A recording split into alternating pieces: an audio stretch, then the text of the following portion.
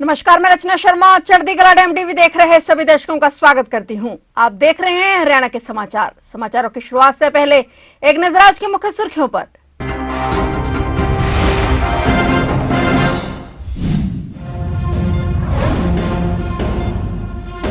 मुख्यमंत्री नायब सैनी का एक दिवसीय दिल्ली दौरा। सीएम नायब सैनी ने प्रधानमंत्री मोदी से की मुलाकात। मुख्यमंत्री नायब सैनी ने सांसदों से भी की चर्चा।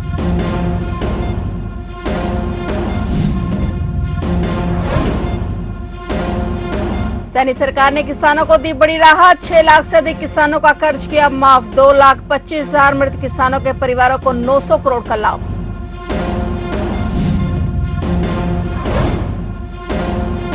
प्रदेश में जल्द ही अपनी सब्जी अपना फल योजना की शुरुआत। मुख्यमंत्री नायब सैनी करेंगे योजना का शुभारंभ। हरियाणा बीज विकास निगम की 51वीं वार्षिक आम बैठक।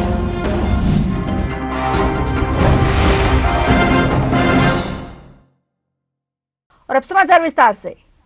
मुख्यमंत्री नायब सिंह सैनी एक दिवसीय दौरे पर दिल्ली पहुंचे। दिल्ली में ब्रेकफास्ट पर सीएम नायब सैनी की सूबे के सभी बीजेपी लोकसभा सांसदों और राज्यसभा सांसदों के साथ मीटिंग हुई। इस मीटिंग में हरियाणा के कई अहम मुद्दों पर चर्चा हुई। करीब 2 घंटे तक सांसदों के साथ नाश्ते पर सीएम नायब सैनी ने चर्चा की। इस दौरान मुख्यमंत्री नायब सैनी ने कई मुद्दों का फीडबैक लिया और इसके बाद मुख्यमंत्री नायब सिंह सैनी ने प्रधानमंत्री मोदी से भी मुलाकात की। सीएम नायब सैनी ने कहा कि प्रधानमंत्री मोदी से उनकी यह मुलाकात औपचारिक मुलाकात है। सीएम नायब सैनी की पीएम मोदी के साथ तकरीबन आधा घंटा तक बात हुई। इस दौरान मुख्यमंत्री नायब सैनी ने सांसदों के साथ की बैठक का भी फीडबैक प्रधानमंत्री को दिया। इसके अलावा मुख्यमंत्री नायब सैनी ने आज गृह मंत्री अमित शाह से भी मुलाकात की है। मुख्यमंत्री नायब सिंह सैनी ने राज्य के 6,81,182 किसानों और मजदूरों का 2,266 करोड़ रुपए का ब्याज माफ करने की बात कही है। हरियाणा सिविल सचिवालय व प्राथमिक कृषि ऋण समितियों की ओर से बकाया कर्ज राशि की समस्या के समाधान के लिए एक मुश्त निपटान योजना का शुभारंभ किया गया। 31 मार्च 2026 तक लागू इस योजना के तहत पैक्स से कर्ज लेने वाले किसान अपने कर्ज की मूल राशि समिति के खातों में जमा करवाते हैं तो उनके ब्याज माफी का लाभ मिलेगा। वर्तमान में पैक्स का कुल 3400 करोड़ रुपए कर्ज बकाया है। मुख्यमंत्री सैनी ने कहा कि यह योजना उन सभी कर्जदार किसानों के लिए है जिन्होंने फसली कर्ज, काश्तकार कर्ज या दुकानदारी के लिए कर्ज लिया है, वे इस योजना का लाभ उठा सकते हैं। इसके अलावा इस योजना का लाभ 2,25,000 मृत किसानों के परिवार भी उठा सकते हैं और अगर इनके वारिस मूल राशि को जमा करवाते हैं तो उन्हें भी ब्याज राशि की माफी का लाभ मिलेगा। यह राशि लगभग 900 करोड़ रुपए है। इस योजना के तहत मूल राशि समिति में जमा करने के बाद किसान 1 महीने के बाद अपनी जरूरत अगली फसल के लिए 3 किश्तों में नए कर्ज भी ले सकते हैं।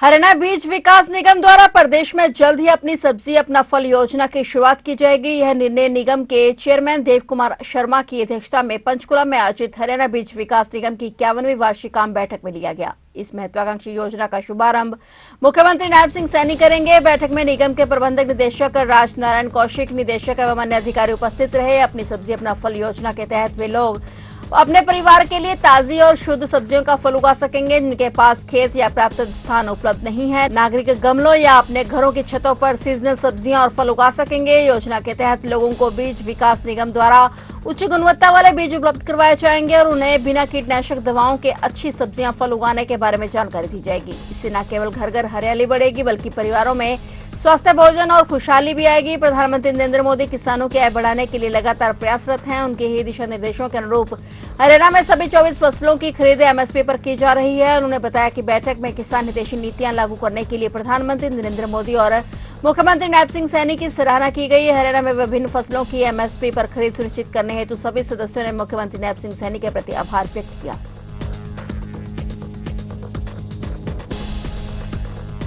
दुनिया के पर्यटन मानचित्र पर अपने विशिष्ट पहचान बना चुके सूरजकुंड अंतर्राष्ट्रीय शिल्प मेले के 39वें संस्करण की शुरुआत 31 जनवरी 2026 से होगी और 15 फरवरी 2026 तक यह मेला चलेगा। नए साल 2026 में 31 जनवरी से 15 फरवरी तक होने वाले 39वें सूरजकुंड इंटरनेशनल हैंडीक्राफ्ट मेले की तैयारियां तेज हो गई हैं। वीआईपी गेट के पास उत्तर प्रदेश के पवेलियन बनाया जाएगा और इसके अलावा एक और थीम स्टेट मेघालय को मुख्य चौपाल के सामने जगह दी जाएगी। दोनों थीम स्टेट के 40-40 स्टॉल होंगे और हर थीम स्टेट को फूड कोर्ट में 2 अलग-अलग स्टॉल दिए जाएंगे। उत्तर प्रदेश के 100 से ज्यादा कलाकार मुख्य चौपाल पर परफॉर्म करेंगे जिसमें क्षेत्रीय माहौल का एहसास होगा। बता दें कि मेघालय को थीम स्टेट और मिस्र को पार्टनर देश के तौर पर पहले ही अनाउंस किया जा चुका है। मेघालय के अलावा जो नॉर्थ ईस्ट राज्यों का हिस्सा है, असम, अरुणाचल प्रदेश, सिक्किम, नागालैंड, मणिपुर, मिजोरम और त्रिपुरा भी कल्चरल इवेंट्स में हिस्सा लेंगे। शिल्प कुंभ में सांस्कृतिक साझेदारी के रूप में उत्तर पूर्वी शिल्प और हथकरघा विकास निगम अपनी अहम भूमिका निभाएगा। पर्यटन विभाग ने सभी विभागों के साथ मिलकर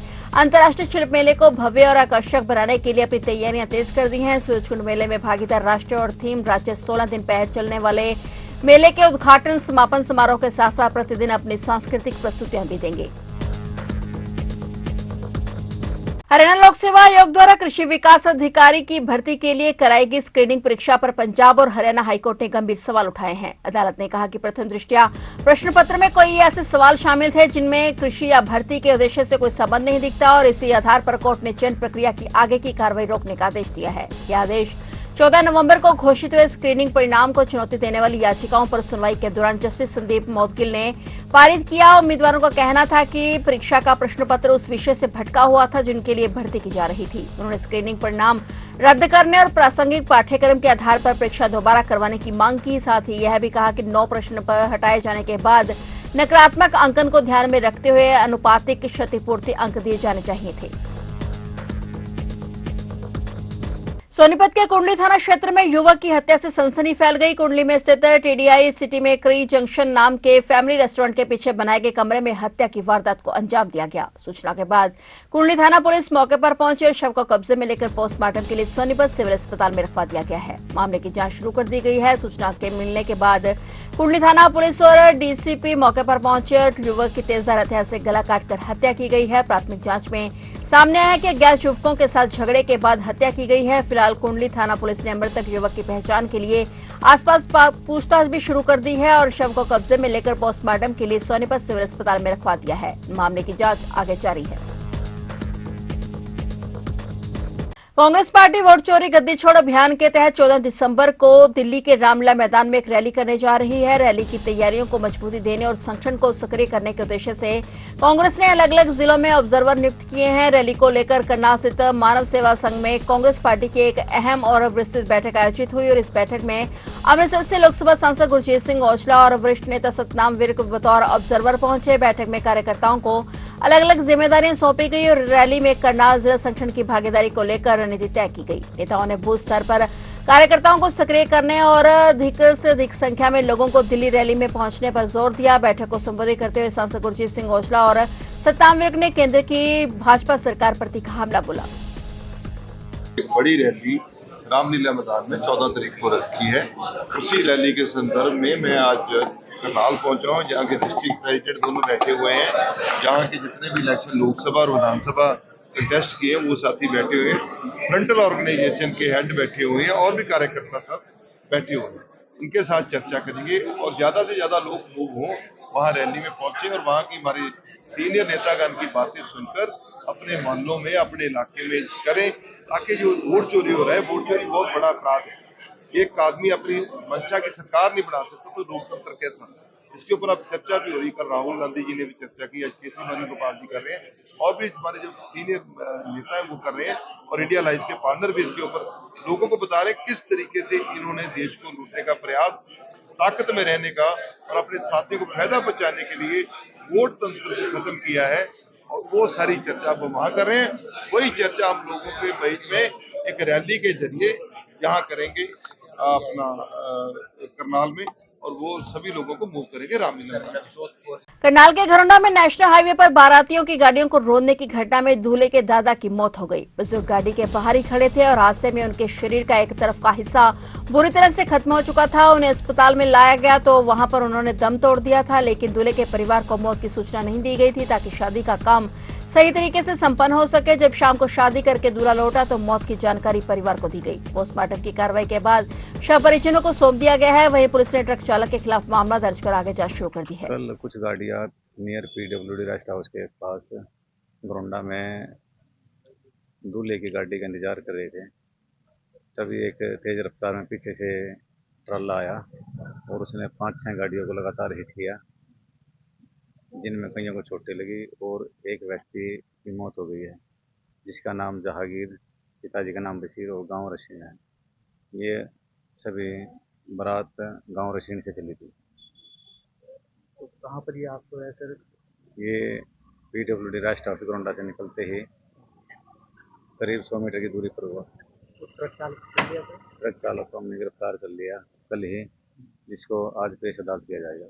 तो सर इसमें कितने लोगों को चोटें आई, कितने घायल हुए? इसमें करीब 4 लोगों को चोटें आई और एक मेरे तो तेज रफ्तार में था सर इसका? तेज रफ्तार में था, लापरवाही से चला रहा था। करनाल में पुराने बस स्टैंड के पास चोरों ने स्पेयर पार्ट की 2 दुकानों को निशाना बना लिया। चोर ऊपर के रास्ते से दुकान में दाखिल होते हैं और 2 दुकानों से रुपए चोरी करके फरार हो जाते हैं। जब सुबह दुकान मालिक दुकान पर पहुंचते हैं तो सारा सामान बिखरा पड़ा था। दुकानदारों ने घटना की सूचना पुलिस को दी। पुलिस और एफएसएल की टीम मौके पर पहुंची और साक्ष्य जुटाए गए। पुलिस ने दुकानदारों की शिकायत पर अज्ञात चोरों के खिलाफ केस दर्ज कर जांच शुरू कर दी है। हमें सूचना मिली थी कि रात को यहाँ पर दुकानों में ऊपर छत से अपने चोर घुसे हैं, जिन्होंने इनसे अपना रास्ता बना के और अंदर उसके चोरी करने की कोशिश की है। तो वैसे कोई नुकसान इतना हुआ नहीं है। बाकी अपना फिर भी हमने अपनी तरफ से कोशिश की अभी सभी कैमरे वगैरह चेक करके और सीन ऑफ क्राइम टीम को बुला के फिंगरप्रिंट उठवाने की वो भी कोशिश करेंगे। फिलहाल हरियाणा के समाचारों में इतना ही और नए समाचारों के साथ फिर से हाजिर होंगे। तब तक के लिए देखते रहिए चढ़ती कला टाइम टीवी और मुझे दीजिए इजाजत। धन्यवाद।